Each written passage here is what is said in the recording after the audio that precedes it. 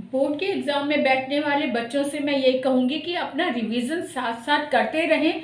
जो आप पहले से चैप्टर्स तैयार कर चुके हो ना, तो उसको 2 दिन में या 1 दिन में उसको रिवाइज ज़रूर कर लिया करो। और जिस तरीके से आपने एक खंडों में विभाजित किया है चैप्टर, सारे सिलेबस को आपने डिवाइड किया हुआ है ना कि 5-5 चैप्टर एक बार में करने हैं, या फिर 5 चैप्टर एक बार कर ले और उसके बाद नेक्स्ट, तो उसी तरह से आपने रिवाइज करना है। जैसे 5 चैप्टर आपने 2 दिन में ख़त्म किए हैं, तो वही तीसरे दिन आपने 5 चैप्टर वही वाले रिवाइज करने हैं। नेक्स्ट जब रिवीजन करे आप नेक्स्ट जब रिवीजन होगा, तब उन 5 को छोड़कर नेक्स्ट वाले 5 को आपने रिवाइज करना है। और फिर 1 वीक के अंदर वो 5 और +5 10 चैप्टर्स को आपने रिवाइज करना है।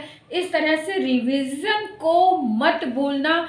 ऐसा ना हो कि आगे आगे हम दौड़ रहे हैं और पिछला हम भूलते जा रहे हैं, ऐसा नहीं करना। इसलिए पिछले जो हम लर्न कर चुके हैं उसे भी रिवाइज करते रहना है। इस बात का हमेशा ध्यान रखो, क्योंकि ऐसा होता है, मैं अपने एक्सपीरियंस से बता रही हूँ कि मैं जब 9th 10th में थी, तब मुझे हमारे टाइम पे जीवनियाँ आती थी, कबीरदास जी की, सूरदास जी की। जब भी मैं रिवाइज करती थी वो पहले वाले पर ही अटक जाती थी, जो मुझे मैं कई बार पढ़ चुकी थी, उसी को रिवाइज फिर से शुरू करती थी, तो कोई ना कोई काम पड़ जाता था। अगले वाले जो चैप्टर्स जिनको अभी तक एक बार भी रिवाइज नहीं किया, वो फिर से रह जाता था। तो इसलिए मैं बोलूँगी कि जो आप रिवाइज कर चुके हैं, नेक्स्ट टाइम उनको छोड़ के दूसरे वाले चैप्टर्स को रिवाइज करें।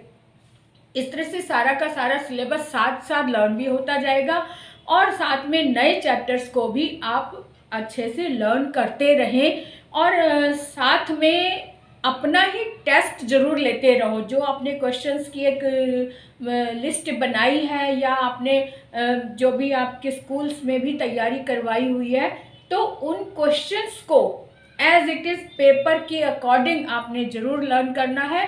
पेपर के अकॉर्डिंग अपना ही टेस्ट खुद लेते रहो। अपने घर में आपके मम्मी पापा हैं, उनसे पेपर बनवा लो, या आप खुद कर सकते हो तो खुद बना लो, नहीं तो इसमें टाइम वेस्ट होता है, इसलिए किसी की मदद ले सकते हो घर में, तो उनसे पेपर बनवा लो। और उसी में थोड़ा थोड़ा डिफरेंस करते हुए कुछ क्वेश्चंस चेंज करते, किसी एक कॉलम में कुछ क्वेश्चंस चेंज कर लिया, एक दो, तो इस तरह से पेपर बनाकर प्रॉपर उसका भी आप अभ्यास करते रहें।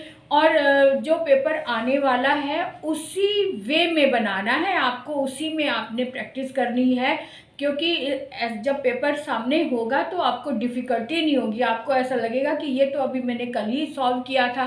तो इस तरह से पेपर जो है अनजाना नहीं लगना चाहिए, एकदम नया सा नहीं लगना चाहिए कि क्वेश्चंस खुद भी आप थोड़ा से चेंज कर करके, जैसे एक ही क्वेश्चन है, जैसे कि समझ लो कि विस्थापना का अर्थ क्या है, या विस्थापना को आप कैसे समझेंगे, विस्थापना से आप क्या समझते हैं, तो लोग बेघर हो गए, इसको क्या कहते हैं। इस तरह से भी प्रश्न आ सकता है। तो इस तरह से आपको हर तरह के प्रश्न के लिए तैयार रहना है। ये छोटी छोटी सी बातें जो होती है ना कि कहते हैं घुमाकर प्रश्न आता है, तो ऐसा होता है। आप ही का पढ़ा हुआ सिलेबस होगा, सिलेबस में से ही क्वेश्चन आते हैं, क्योंकि स्कूल के जो प्रश्न होते हैं वो हमें बिल्कुल सीधे साधे बुक्स में जो हमें करवाए जाते हैं, जो क्लास में करवाए जाते हैं, बिल्कुल वैसे ही आते हैं। लेकिन बोर्ड में कुछ चेंजेस आते हैं, उसी प्रश्नों को घुमा कर दिया जाता है। इसकी आदत हमें होनी चाहिए। इसके लिए आप हर समय तैयार रहें। प्रश्न जितने भी ऐसे कोटेशन वाले प्रश्न होते हैं ना, स्लोगन वाले, वो ज़रूर याद रखो। जैसे कि एक है भोजन मीठा या भूख मीठी, इस तरह के प्रश्नों को आप ज़रूर दिमाग में रख कर उनको एक्सप्लेन करके उनकी व्याख्या आपके माइंड में होनी चाहिए, किसका अर्थ उत्तर क्या होगा।